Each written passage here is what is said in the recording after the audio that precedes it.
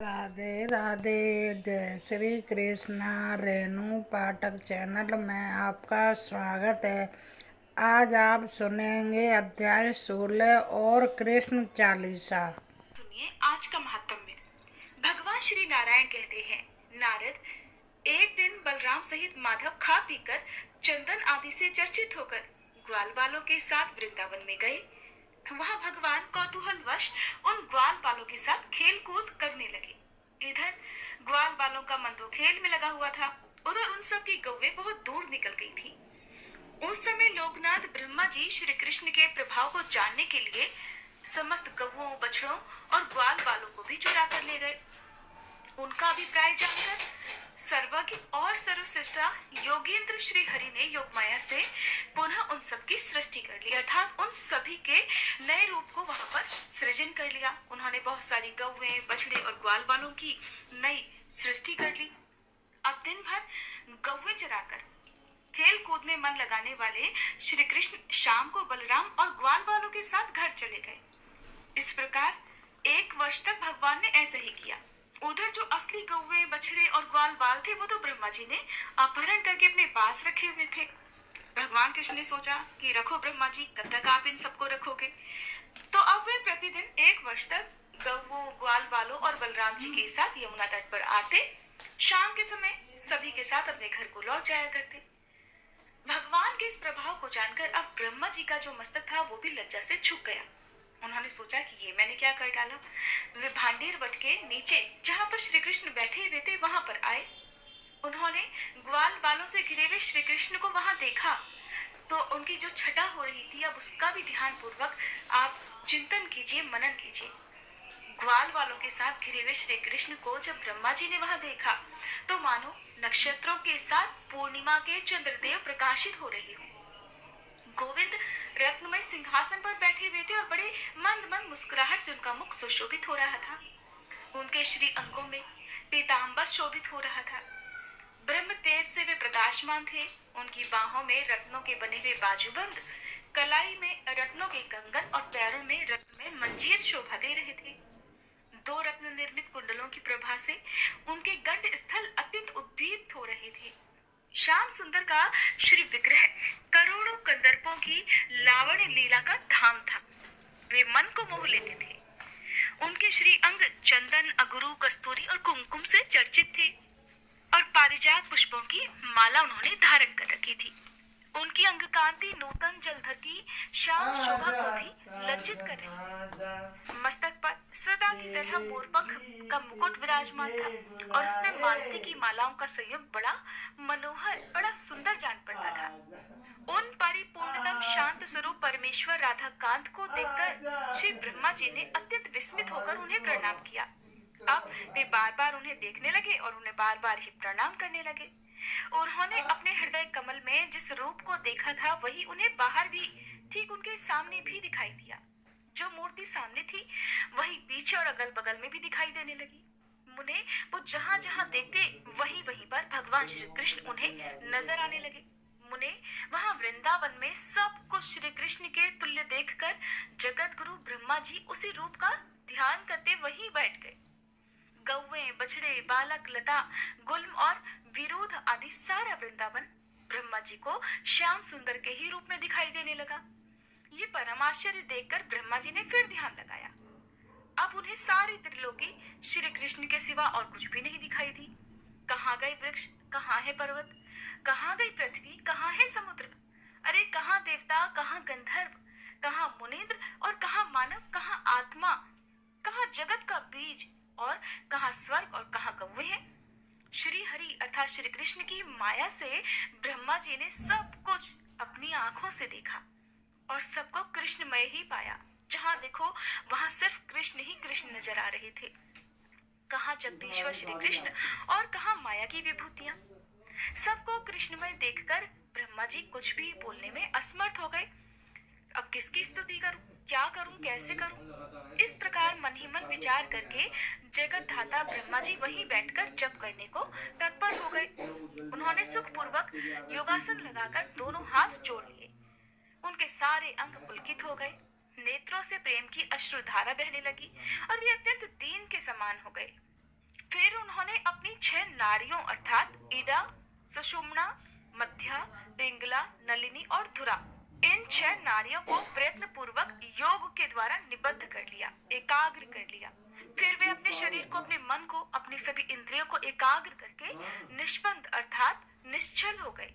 मन को, अपनी सभी इंद्रियों को एकाग्र करके निष्पन्द अर्थात निश्चल हो गए और पूर्व काल में श्री हरि ने जिसका उपदेश दिया था उस परम उत्तम दशाक्षर मंत्र का जप करने लगे।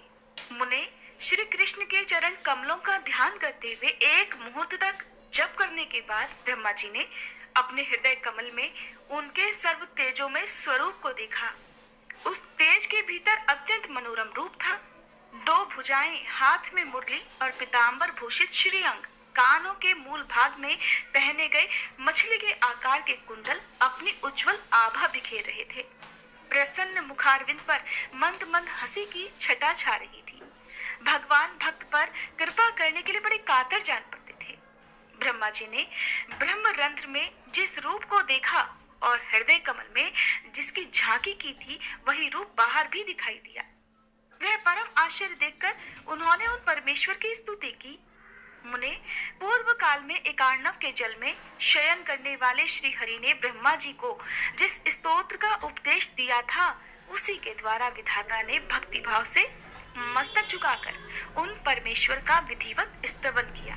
ब्रह्मा जी बोले, जो सर्वस्वरूप सर्वेश्वर, समस्त कारणों के भी कारण और सबके लिए अनिर्वचनीय है, उन कल्याण स्वरूप श्री कृष्ण को मैं नमस्कार करता हूँ, जिनका श्री विग्रह नवीन मेघमाला के समान श्याम और सुंदर है, जो संपूर्ण जीवों में स्थित रहकर भी उनसे लिप्त नहीं होते, जो साक्षी स्वरूप है, स्वात्माराम, पूर्ण काम, विश्वव्यापी, विश्व से परे, सर्व स्वरूप, सबके बीज रूप और सनातन है, जो सर्वाधार, सब में विचरने वाले, सर्व शक्ति संपन्न, सभी के गुरु और सर्व मंगल कारण है, संपूर्ण मंत्र जिनके स्वरूप हैं, जो समस्त संपदाओं की प्राप्ति कराने वाले और श्रेष्ठ हैं, जिनमें शक्ति का संयोग और वियोग भी है, उन स्वेच्छा में प्रभु की मैं स्तुति करता हूँ, जो शक्ति के स्वामी, शक्ति के बीज, शक्ति रूपधारी और घोर संसार सागर में शक्तिमयी नौका से युक्त हैं, उन भक्त वत्सल कृपालु कर्णधार को मैं नमस्कार करता हूँ, जो आत्मस्वरूप एकांत में लिप्त, निर्लिप्त, सगुण और निर्गुण ब्रह्म है, उन स्वेच्छा में परमात्मा की मैं स्तुति करता हूँ, जो संपूर्ण इंद्रियों के अधिदेवता, आवास स्थान और सर्वेंद्रिय स्वरूप हैं, उन विराट परमेश्वर को मैं नमस्कार करता हूँ, जो सार से सारतर, द्रव्य, अपूर्व, अनिर्वचनीय, स्वतंत्र और अस्वतंत्र हैं, उन यशोदा नंदन का मैं भजन करता हूँ। तंत्र और अस्वतंत्र हैं, उन यशोदा नंदन का मैं भजन करता हूँ, जो आसानी से किसी की दृष्टि पथ में नहीं आते, तर्क के अविषय हैं, जो ध्यान से वश में होने वाले नहीं हैं और नित्य विद्यमान हैं, उन योगेंद्रों के भी गुरु गोविंद का मैं भजन करता हूँ, जो रास मंडल के मध्य भाग में विराजमान होते हैं, रासोल्लास के लिए सदा उत्सुक रहते हैं और गोपांगनाएं सदा जिनकी सेवा करती हैं, उन राधा वल्लभ को मैं नमस्कार करता हूँ, जो साधु पुरुषों की दृष्टि में सदैव सत और असाधु पुरुषों के मत में सदा ही असत हैं, भगवान शिव जिनकी सेवा करते हैं, उन योग साध्य योगीश्वर श्री हरि को मैं प्रणाम करता हूँ, जो सुख दुख, सुखद दुखद, पुण्य पुण्यदायक, शुभद और शुभ बीज हैं, उन परमेश्वर को मैं प्रणाम करता हूँ। इस प्रकार स्तुति करके ब्रह्मा जी ने गौओं और बालकों को वापस लौटा दिया और पृथ्वी पर दंड की तरह पड़कर रोते हुए भगवान श्री कृष्ण को प्रणाम किया। मुने, फिर जगत सृष्टा ने आंखें खोलकर श्री कृष्ण के दर्शन किए। जो ब्रह्मा जी के द्वारा किए गए इस स्तोत्र का प्रतिदिन भक्ति भाव से पाठ करता है, वह इस लोक में सुख भोगकर अंत में श्री हरि के धाम में जाता है। वहां उसे अनुपम दास सुख और उन परमेश्वर के निकट स्थान प्राप्त हो जाता है। श्री कृष्ण का सानिध्य पाकर वह पार्षद शिरोमणि बन जाता है। भगवान नारायण कहते हैं, उसके बाद जगत विधाता ब्रह्मा जी जब ब्रह्मलोक में चले गए, तब भगवान श्री कृष्ण ग्वाल बालों के साथ अपने घर को गए।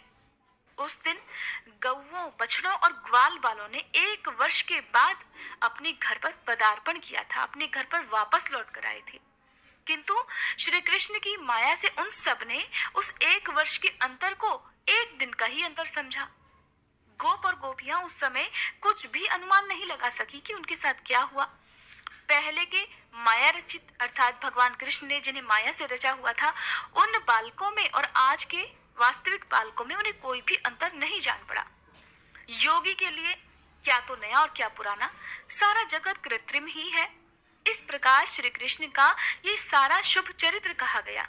फिर जिस प्रकार श्री कृष्ण ने अपनी माया से उन सभी गौओं, बछड़ों और ग्वाल बालों की रचना की थी, उसी प्रकार उन्हें अदृश्य भी कर दिया, क्योंकि उनकी जगह पर अब वास्तविक गोपबाल, गौवे और बछड़े जो आ गए थे।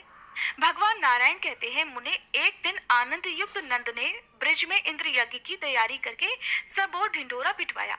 उस समय सबको ये संदेश दिया गया कि जो जो इस नगर में गोप, गोपी, बालक, बालिका, ब्राह्मण, वैश्य और शूद्र निवास करते हैं, वे सब लोग भक्ति पूर्वक दही, दूध, घी, माखन, गुड़ और शहद आदि सामग्री लेकर इंद्रदेव की पूजा करें। इस प्रकार घोषणा कराकर उन्होंने स्वयं ही प्रसन्नता पूर्वक सुविस्तृत रमणीय स्थान में ध्वजा के लिए बांस गड़वाया, उसमें रेशमी वस्त्र और मनोहर मालाएं लगवाई। चंदन, अगरू, कस्तूरी और कुमकुम के द्रव से उस यष्टि को अर्थात उस जो बांस गड़वाया था ध्वजा के लिए, उसकी पूजा की, उसे चर्चित किया, उसे सजाया गया। नंद जी ने स्नान और नित्य कर्म करके भक्ति भाव से 2 धुले हुए वस्त्र धारण कर लिए और पैर धोकर वे सोने की पीढ़ी पर विराजमान हो गए। उस समय नाना प्रकार के पात्रों के साथ ब्राह्मण, पुरोहित, गोप, गोपी, बालक, बालिका उपस्थित हो गए। इसी बीच में वहां नगर निवासी भी बहुत सारा सामान एकत्र करके अनेक प्रकार की भेंट पूजा लिए हुए आ पहुंचे। फिर ब्रह्म तेज से जाज्वल्यमान वेद वेदांगों के पारंगत विद्वान और शांत स्वभाव गर्ग जी, जैमिनी जी, कृष्ण द्वैपायन जी आदि बहुत से मुनिगण अपने शिष्यों के सहित वहां पर पधार गए। और भी ब्राह्मण, क्षत्रिय, वैश्य, शूद्र, बंदी, भिक्षुक आदि वहां आए। गोपराज नंद ने उठकर सभी का आदर सत्कार किया और वहीं पर भोजन बनाने में निपुण रसोइये ब्राह्मणों के लिए भोजन तैयार करने लगे। रत्न द्वीपों की और धूप की जगमगाहट, सुगंधी चारों ओर फैल गई। पुष्प मालाओं से स्थान सज गए। तरह तरह की मिठाई, पकवान, मीठे फल, हजारों लाखों घड़े दूध, दही, घी, मधु, मक्खन आदि इकट्ठे हो गए, क्योंकि वहां पर तो दूध, घी या दूध से बनी हुई सामग्रियों की कोई कमी ही नहीं थी। लाखों करोड़ों की संख्या में वहां गौवें जो थी। अब सुरीले बाजे वहां बजने लगे। तरह तरह के सोने चांदी के बर्तन, श्रेष्ठ वस्त्र, आभूषण, स्वर्ण पीठ आदि लाए गए। सभी चीजें अगणित थी, इतनी संख्या में थी कि उनकी गिनती ही नहीं की जा सकी। अब वहां पर बहुत खुशी से मंगलगान होने लगे। इसी बीच बलराम और ग्वाल वालों के साथ साक्षात श्री कृष्ण बड़ी तेजी से वहां आए। उन्हें देखकर सब लोग बड़ी प्रसन्नता से खिल उठे और खड़े हो गए। श्री कृष्ण अपने खेल कूद के मैदान से लौटकर आ रहे थे। उनका शांत सुंदर विग्रह बड़ा मनोहर था।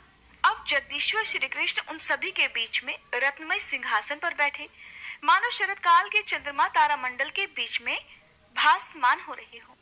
वह महोत्सव देखकर नीति शास्त्र विशारद श्री हरि ने अर्थात श्री कृष्ण ने अपने पिता से तत्काल ऐसी नीतिपूर्ण बात कही जो अन्य सभी लोगों के लिए बड़ी दुर्लभ थी। श्री कृष्ण बोले कि उत्तम व्रत का पालन करने वाले गोप सम्राट, आप यहाँ क्या कर रहे हैं? आपके आराध्य देवता कौन है? इस पूजा का क्या स्वरूप है और इस प्रकार पूजन करने पर कौन सा फल प्राप्त होता है? इस फल से कौन सा साधन सुलभ होता है और उस साधन से भी कौन सा मनोरथ सिद्ध हो जाएगा? अगर पूजा में भी विघ्न पड़ जाए और देवता रुष्ट हो जाए तो क्या हो सकता है? या अगर देवता संतुष्ट हो तो वे इस लोक और परलोक में कौन सा फल देते हैं? विप्र रूपधारी श्री हरि नैवेद्य को साक्षात ग्रहण करते हैं, इसलिए ब्राह्मण के संतुष्ट होने पर सभी देवता भी संतुष्ट हो जाते हैं। इसीलिए कहते हैं किसी भी व्रत में, पूजा पाठ, यज्ञ आदि, हवन आदि में किसी भी ब्राह्मण को घर पर बुलाकर भोजन करवाना, अपनी सामर्थ्य के अनुसार उन्हें दान दक्षिणा देकर संतुष्ट करने से ही किसी भी व्रत, हवन, पूजा पाठ की सफलता प्राप्त होती है। वो बिना किसी विघ्न के सफल हो जाता है और जिस मनोरथ के लिए यज्ञ, हवन आदि कराया जाता है वो भी सफल हो जाता है। जो ब्राह्मण के पूजन में लगा हुआ है उसके लिए देव पूजा की क्या आवश्यकता है। जिसने ब्राह्मणों की पूजा की है उसने संपूर्ण देवताओं की पूजा संपन्न कर ली। देवता को नैवेद्य देकर जो ब्राह्मण को नहीं देता है उसका वह नैवेद्य भस्म के समान हो जाता है और पूजन निष्फल हो जाता है। देवता का नैवेद्य अगर ब्राह्मण को दिया जाए तो उस दान से वह निश्चय ही अक्षय हो जाता है और उस अवस्था में देवता संतुष्ट होकर देने वाले को अभीष्ट वरदान देकर अपने धाम को जाते हैं। जो मूर्ख देवता को नैवेद्य अर्पित करने के बाद ब्राह्मण के दिए बिना स्वयं ही खा लेता है, यानी कि ब्राह्मण को भोजन कराए बिना या उस नैवेद्य का दान किए बिना खुद ही उसे पहले ग्रहण कर लेता है, वह दत्तापहारी अर्थात देकर छीन लेने वाला है और देवता की वस्तु खाकर नरक में जाता है। जो भगवान विष्णु को अर्पित ना किया गया हो वह अन्न, विष्ठा और जल मूत्र के समान होता है। ये क्रम सभी के लिए है, ये नियम सभी के लिए है, परंतु ब्राह्मणों के लिए विशेष रूप से इस पर ध्यान देना उचित है। अगर नैवेद्य या भोज्य वस्तु देवता को न देकर ब्राह्मण को दे दी गई तो देवता ब्राह्मण के मुख से ही उसे खाकर संतुष्ट होकर स्वर्गलोक को लौट जाते हैं। पिताजी, आप सारी शक्ति लगाकर ब्राह्मणों का पूजन कीजिए, क्योंकि वे इस लोक और परलोक में भी उत्तम फल के दाता हैं। जो श्री हरि की आराधना करने वाले ब्राह्मण हैं, वे तो उन्हें प्राणों से भी अधिक प्रिय हैं। हरि भक्त ब्राह्मणों का प्रभाव श्रुति में दुर्लभ है। उनके चरण कमलों की धूल से पृथ्वी तो तत्काल ही पवित्र हो जाती है। उनका जो चरण चिन्ह है उसी को तीर्थ कहा गया है। उनके स्पर्श मात्र से तीर्थों के पाप भी नष्ट हो जाते हैं। उनके आलिंगन, श्रेष्ठ वार्तालाप, दर्शन और स्पर्श से भी मनुष्य समस्त पापों से मुक्ति पा जाता है। संपूर्ण तीर्थों में भ्रमण और स्नान करने से जो पुण्य प्राप्त होता है वह हरिभक्त ब्राह्मण के दर्शन मात्र से ही सुलभ हो जाता है। मनुष्य को चाहिए कि वह पुण्य के लिए समस्त जीवों को अन्न दे, परंतु विशिष्ट जीवों को अन्न दान करने से विशिष्ट फल की प्राप्ति होती है। भगवान विष्णु ब्राह्मणों के भक्त हैं। उन्हें उत्तम वस्तु का दान करने से दाता को जो फल मिलता है वो निश्चय ही भक्त ब्राह्मण को भोजन कराने मात्र से ही प्राप्त कर लेता है। भक्त के संतुष्ट होने पर श्री हरि संतुष्ट हो जाते हैं और श्री हरि के संतुष्ट होने पर सब देवता भी सिद्ध हो जाते हैं। पिताजी, अगर ये सब संचित द्रव्य आप किसी एक देवता को देते हैं तो अन्य सभी देवता तो रुष्ट हो जाएंगे। उस दशा में एक देवता क्या कर सकते हैं?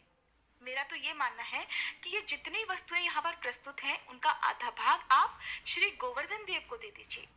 वे तो गौओं की सदा वृद्धि करते हैं, इसीलिए तो उनका नाम गोवर्धन हुआ है। पिताजी, इस भूतल पर गोवर्धन के समान पुण्यवान दूसरा कोई नहीं है, क्योंकि वे तो हर दिन हमारी गौओं को नई नई घास देते हैं। तीर्थ स्थानों में जाकर स्नान दान से जो पुण्य प्राप्त होता है, ब्राह्मणों को भोजन कराने से जिस पुण्य की प्राप्ति होती है, संपूर्ण व्रत, उपवास, सब तपस्या, महादान और श्री हरि की आराधना करने पर जो पुण्य सुलभ होता है, संपूर्ण पृथ्वी की परिक्रमा, संपूर्ण वेद वाक्यों के स्वाध्याय और समस्त यज्ञों की दीक्षा ग्रहण करने पर मनुष्य जिस पुण्य को प्राप्त करता है वही पुण्य बुद्धिमान मनुष्य गौओं को घास देकर ही पा लेता है। जो घास चरती हुई गाय को स्वेच्छा पूर्वक चरने से रोकता है उसे ब्रह्म हत्या का पाप लगता है और वह प्रायश्चित करने पर ही शुद्ध हो पाता है। पिताजी, सब देवता गौओं के अंगों में, संपूर्ण तीर्थ गौओं के पैरों में और स्वयं लक्ष्मी जी उनके गुह्य स्थानों में सदा वास करती हैं। जो मनुष्य गाय के पद चिन्ह से युक्त मिट्टी द्वारा तिलक करता है उसे तत्काल तीर्थ स्थान का फल मिल जाता है और पग पग पर उसकी विजय होती है। गौएं जहाँ भी रहती हैं उस स्थान को तीर्थ कहा गया है। वहाँ प्राणों का त्याग करके मनुष्य तत्काल मुक्त हो जाता है, इसमें कोई संदेह नहीं है। जो नराधम ब्राह्मणों और गौओं के शरीर पर प्रहार करता है, निस्संदेह उसे ब्रह्म हत्या के समान पाप लगता है। जो नारायण के अंशभूत ब्राह्मणों और गौओं का वध करते हैं, कि मनुष्य जब तक चंद्रमा और सूर्य की सत्ता है, अर्थात जब तक सूर्य और चंद्रमा विराजमान है, तब तक के लिए कालसूत्र नामक नरक में जाते हैं। हे नारद, ऐसा कहकर श्री कृष्ण मौन हो गए।